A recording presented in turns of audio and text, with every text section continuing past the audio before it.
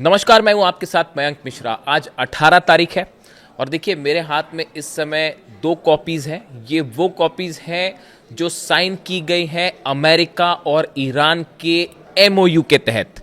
एक हिंदी वर्जन है, एक इंग्लिश वर्जन है जो कि अब अवेलेबल है सब जगह, और ये अमेरिका के साइड से अवेलेबल कराया गया है, इस बात को भी साफ रखना है। लेकिन इसमें 14 पॉइंट्स है और मैं सुबह से मैंने देखिए पिछले वीडियो में भी इसकी चर्चा की और अब भी मैं इसकी चर्चा कर रहा हूँ। मैं ध्यान से इन 14 पॉइंट्स को मैं कई बार पढ़ चुका हूँ। इस जो मेरी पहली प्रतिक्रिया है इसको पढ़ने के बाद, देखिए आज तक मैंने जितने डील्स के बारे में, पहली बात तो इसको डील कहा ही नहीं जा सकता, ये एमओयू है, मेमोरेंडम ऑफ अंडरस्टैंडिंग है, इसको डील नहीं कह सकते आप। बात नंबर एक। बात नंबर दो, आज तक मैंने जितने समझौतों के बारे में इतिहास में पढ़ा होगा या जो बड़ी बड़ी ट्रीटीज हुई, संधियां हुई, एग्रीमेंट हुआ, जो भी कह लीजिए, उसमें ये सबसे कमजोर है। ये सबसे कमजोर एमओयू है। इससे कमजोर एमओयू और हो ही नहीं सकता। ये सिर्फ मैं ही नहीं कह रहा, ये बात चाइना की तरफ से भी कही जा रही है और रूस की तरफ से भी कही जा रही है और कई तमाम दुनिया भर के एक्सपर्ट भी ये कह रहे हैं। और हैरानी की बात ये, अमेरिका के सांसद भी ये बात कह रहे हैं। और ईरान तो जो है, ईरान तो ये मान के ही नहीं चल रहा शुरू से कि ये डील पर कायम रहेगा अमेरिका, और ईरान तैयार है युद्ध के लिए। अब देखिए इसमें कई ऐसी बातें हैं, इसमें मुझसे अलग अलग सवाल पूछे जा रहे हैं, इसलिए इस पर्टिकुलर वीडियो में मैं इस सवाल का जवाब देने की कोशिश करूंगा कि ईरान को जो 300 अरब डॉलर देने का वादा किया गया है, आखिर ये 300 अरब डॉलर देगा कौन? ये इसमें एक बड़ा सवाल है। ये इस एमओयू में देखिए कई सारे 14 पॉइंट्स हैं और उसमें से 5-6 पॉइंट ऐसे हैं जिन पे अलग अलग चर्चा हो सकती है। फिलहाल मैं ये जवाब देने की कोशिश करूंगा। मुझसे बार बार सुबह से कई सारे दर्शक ये पूछ चुके हैं कि भाई ये 300 अरब डॉलर, 300 बिलियन डॉलर्स देने की जो बात है ईरान को, ये कौन देगा? अब देखिए इस समझौते का जो छठा बिंदु है, इस एमओयू का, मेमोरेंडम ऑफ अंडरस्टैंडिंग जो है, एमओयू का जो छठा बिंदु है वो क्या कहता है? एमओयू के छठे बिंदु में कहा गया है कि अमेरिका और उसके क्षेत्रीय साझेदार ईरान के पुनर्निर्माण और आर्थिक विकास के लिए कम से कम 300 अरब डॉलर यानी 224 अरब पाउंड की योजना तैयार करेंगे। 300 अरब डॉलर की योजना तैयार करेंगे किसके लिए? ईरान के आर्थिक विकास और पुनर्निर्माण के लिए। ये इस पॉइंट का हिस्सा है। अंतिम व्यवस्था पर अंतिम समझौते के 60 दिन के भीतर सहमति बनेगी। सभी लाइसेंस, छूट और अनुमति अमेरिका देगा। अब देखिए इसमें जो ये बात कही गई है, इसमें जो बात है, पहले मैं इसको इंग्लिश में भी पढ़ के क्लियर कर दूं। The United States of America undertakes with regional partners to develop a definitive mutual agreed plan with at least 300 billion USD for the reconstruction and economic development of Islamic Republic of Iran. The mechanism for the implementation of this plan will be finalized as a part of a final deal within 16 days. All required license, waivers, permissions needed for the relevant financial transactions will be granted by United States of America. कि साहब एक जो है योजना plan तैयार किया जाएगा, अपने क्षेत्रीय सहयोगियों के साथ मिलकर अमेरिका तैयार करेगा ईरान के रिकंस्ट्रक्शन और इकोनॉमिक डेवलपमेंट के लिए। और यह कब तक पूरा होगा? जो ये 60 दिन की चर्चा चलेगी अब, जो कि शुरू हो गई है, ये 60 दिनों की चर्चा के दौरान इसका मैकेनिज्म फाइनल किया जाएगा कि ये अमाउंट कैसे दिया जाए।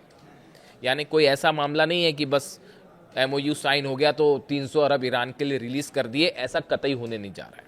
अब देखिए इसमें जो असली कहानी है वो कहानी आगे की सुनिए। हालांकि इसका मतलब ये नहीं है कि अमेरिका आर्थिक रूप से इसमें शामिल होगा। एक अधिकारी जो है अमेरिका के, वो ये कह रहे हैं कि अमेरिका को ईरान को एक भी पैसा देने की जरूरत नहीं होगी, ना ही उसे फंड में किसी तरह का योगदान देना होगा। यानी एक जो फंड क्रिएट किया जा रहा है, इसमें अमेरिका को पैसे देने की कोई जरूरत नहीं है। उदाहरण के तौर पर इस अमेरिकी अधिकारी ने कहा कि अच्छा व्यवहार अगर ईरान करता है तो संयुक्त अरब अमीरात यूएई के अधिकारी अमेरिका की मंजूरी से ईरान में बिजली संयंत्र लगा सकते हैं। अब इसका क्या मतलब निकाला जाए? इसका मतलब यह निकाला जाए कि अगर कोई इन्वेस्टमेंट होता है उसको भी आप इसी का हिस्सा मानेंगे, 300 अरब डॉलर का।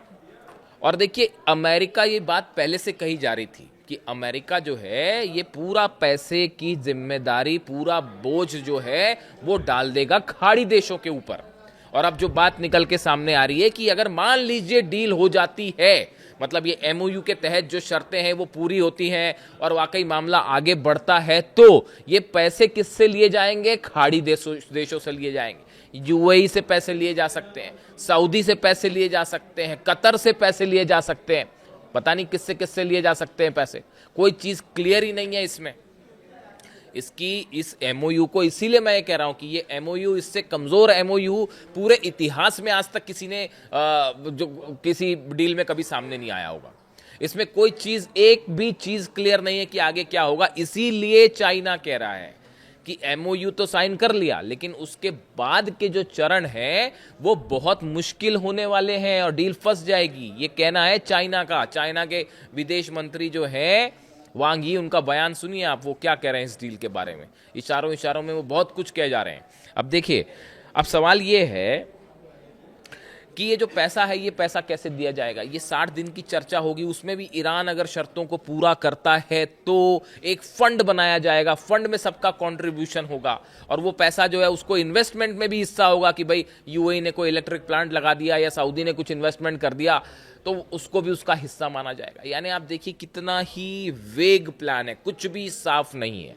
यानी ये 300 अरब डॉलर देने की जो बात है ये अभी पूरी तरह से हवा हवाई है, इसका कोई बेसिस नहीं है।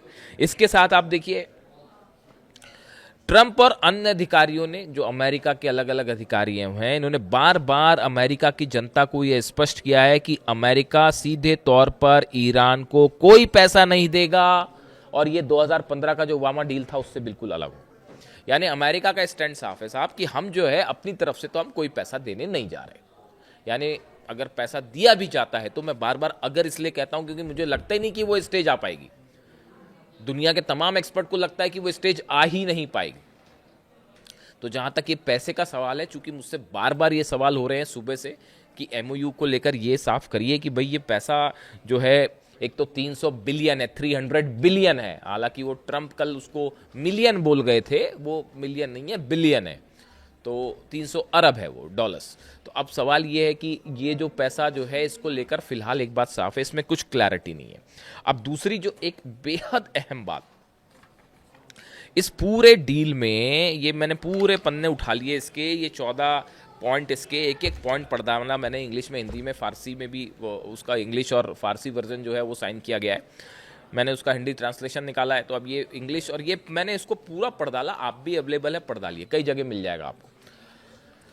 कि इस पूरे एमओयू में अगर एक भी जगह आपको इजराइल शब्द मिल जाए तो आप बता दीजिएगा मुझे। एक भी जगह इजराइल शब्द का जिक्र नहीं है। यानी ये ऐसी बात है कि जंग ईरान और इजराइल के बीच शुरू होती है। असली जो कॉम्प्लिकेशन है, असली जो मुद्दा है, जो जंग है, वो ईरान और इजराइल के बीच थी। अमेरिका तो बाद में मदद करने कूद गया उसमें। और इस पूरे एमओयू में इजराइल का कहीं जिक्र ही नहीं है। क्या यह जिक्र जानबूझ के नहीं है? बिल्कुल जानबूझ के इजराइल का जिक्र नहीं किया गया है। इजराइल के ऊपर कोई लायबिलिटी नहीं है, ना ही कोई कमिटमेंट है इजराइल की तरफ से। यानी दूसरे शब्दों में समझिए, इजराइल हमला करने के लिए फ्री है, आजाद है। आप देखिए लेबनान का इसमें जिक्र है कि ईरान पर किसी तरह के हमले नहीं होंगे, अमेरिका की तरफ से कोई हमले नहीं किए जाएंगे। लेबनान पर भी किसी तरह से हमला नहीं होगा, यह भी उसमें तय है। लेकिन इजराइल का कहीं जिक्र नहीं किया गया। इस एमओयू की जो सबसे गौर करने वाली बात है या सबसे कमजोर कड़ी है वो ये है कि इस एमओयू के तहत इजराइल का जो प्लान है, बड़े रूप में जो प्लान है, वो प्लान पूरी तरह से फेल हो जाता है अगर ये एमओयू आगे बढ़ता है। और इसीलिए नेतन्याहू इसे कभी स्वीकार नहीं करेंगे। इजराइल के एग्जिस्टेंस को खतरा हो जाएगा अगर ये एमओयू आगे बढ़ जाता है। और ये बात सब अच्छी तरह से समझ रहे हैं। देखिए हकीकत यह है कि जैसे ही ये डील साइन हुई उसके फौरन बाद इजराइल में और ईरान के बीच में, दोनों में ही जंग की बड़ी तैयारी शुरू हो चुकी है। जो सोर्सेस से खबरें आ रही हैं और ये माना जा रहा है कि ये जो 60 दिनों का टाइम है कि 60 दिन में ये हो जाएगा वो हो जाएगा, ये माना जा रहा है कि 60 दिन का टाइम जैसे ही खत्म होगा डोनाल्ड ट्रंप ने अपने इलेक्शंस को ध्यान में रखते हुए, मिड टर्म पोल्स को ध्यान में रखते हुए ये डील करी है और इसका भारी विरोध जो है वो अमेरिका में भी शुरू हो गया है। मैं अगले वीडियो में एग्जैक्ट आपको बताऊंगा कि इजराइल की अब क्या प्लानिंग है, अगला कदम इजराइल का क्या होने जा रहा है। जो अलग अलग खबरें आ रही हैं इजराइल से या ईरान से कि अब इस डील को लेकर कैसे इजराइल और ईरान सामने होंगे, वो अगले वीडियो में बात करेंगे। लेकिन अभी आप देखिए जो रिएक्शंस अमेरिका से आ रहे हैं। चक शूमर ने ट्रंप के वादों पर तंज करते हुए कहा है, देखिए ये सीनेटर है अमेरिका के, उन्होंने कहा है कि हमें दर्जनों बार बताया गया कि ये युद्ध खत्म हो गया है, दर्जनों बार हमें निराश कर दिया गया। हमें वास्तव में ट्रंप के इस युद्ध से क्या हासिल हुआ है, ये चक शूमर कह रहे हैं। अमेरिका के सीनेटर हैं, वो ये कह रहे हैं कि भैया ये जो वॉर किया तुमने, ट्रंप को कह रहे हैं इससे अमेरिका को कुछ मिला? कुछ भी नहीं मिला। आप कह रहे हैं रिजीम चेंज नहीं हो पाई। ईरान की मिसाइल्स के ऊपर, वो तो एमओयू का हिस्सा है ही नहीं, ईरान ने साफ कर दिया हम अपनी मिसाइल पे ही बात नहीं करेंगे। देखिए कई लोग मुझसे ये भी सवाल पूछ रहे हैं कि भाई ईरान को इससे कोई फायदा है क्या डील से?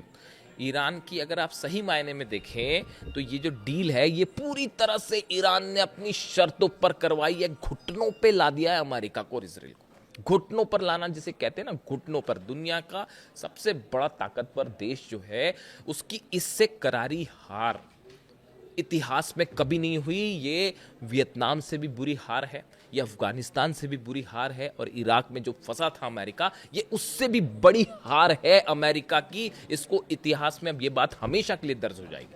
आप ना रिजीम चेंज करवा पाए, आप ना जो है ईरान को हरा पाए। हराना तो दूर की बात है, आप अपने पूरे बेसिस जला बैठे हैं। पूरा अरब ये जानता है कि भाई अमेरिका के भरोसे अब नहीं रहा जा सकता, ईरान कभी भी हमला कर देगा और अमेरिका नहीं बचा पाएगा। और अब देखिए अंदर विरोध कैसा शुरू हो गया है। चक शूमर कह रहे हैं कि युद्ध से हमें क्या हासिल हुआ, ट्रंप ये बताएं। सीनेटर ब्रायन शेट्स ने कहा कि सीनेट को इस पर विचार करने का स्पष्ट अधिकार है कि जो समझौता किया, इन्होंने एमओयू साइन किया है, इस पर विचार होना चाहिए। सीनेट पे इस पे चर्चा होनी चाहिए, अमेरिकी संसद पर इसमें चर्चा होनी चाहिए। और ट्रंप प्रशासन की पूरी कोशिश रहेगी कि इस पे सीनेट में जो है इस पे चर्चा ना हो, ताकि जो है कहीं ऐसा ना हो कि सीनेट इसे ही रद्द कर दे।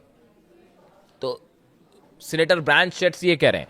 ओबामा प्रशासन में काम कर चुकी पूर्व उप विदेश मंत्री वेंडी शर्मन ने टिप्पणी की कि प्रशासन समझौते की जो अलग अलग ये एमओयू की शर्तें हैं इस पर खुल के बात नहीं कर रहा है, क्योंकि ट्रंप प्रशासन बुरी तरह से घबराया हुआ है कि अगर ये हर चीज जनता को बताती जाएगी कि भाई हम पूरी तरह से ईरान के आगे झुक गए, तो इसका तो बड़ा बैकफायर हो जाएगा इस चुनाव में।